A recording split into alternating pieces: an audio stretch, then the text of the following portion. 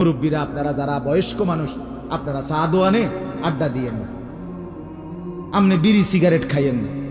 60 বছর 70 বছরের বুড়ো মানুষ এখনো যদি বিড়ি সিগারেট খান, এটা অসভ্যতা, এটা একেবারে নোংরা অভ্যাস।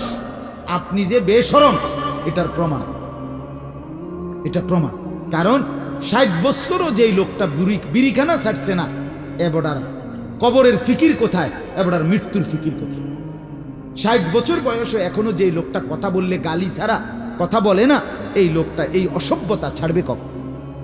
60 বছর বয়সেও যে বুড়ো চাচা এখনো চা দোকানে বসে রঙিন টেলিভিশনে রাক্ষসের মতো নাচ গান সিনেমা নর্তকী দেখে, এই এবড়া মরব কোন দিন, এবড়া কবরের আযাব থেকে বাঁচবে কোন বলেন? অতএব দয়া করে মুরব্বীরা বাকিটা হায়াত যারা আছেন তাসবিহ পড়েন। আজকে মাগরিবের পরে আমি যেই মসজিদে নামাজ পড়ছি, মসজিদে আমি সুন্নত করার পরে আরো নফল নামাজ পড়ছি 2 রাকাত।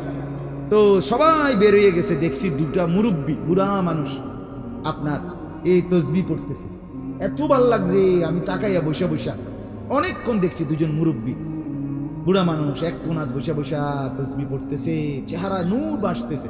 পরে আমি পাশের ঘরে আমার নেওয়ার পরে ওরা আমার জন্য নাস্তা দিছে অনেক কিছু, আমি নিজে রুটি গোস্ত দিয়া মিশাইয়া আমার লগের হেরান মুরব্বী করে দিয়া মসজিদে আল্লাহর বান্দা আল্লাহরে ডাকতেছে। এই আজকে মাগরিবে তো বুঝাইতে চাইলাম, বয়স্ক মানুষের এটা সুযোগ, আল্লাহ হায়াত দিছে। আল্লাহ তাআলা বাকিটা হায়াত যেন আমরা তাসবিহ পড়ি, আল্লাহকে ডাকি, আল্লাহর দ্বীনের পথে থাকি।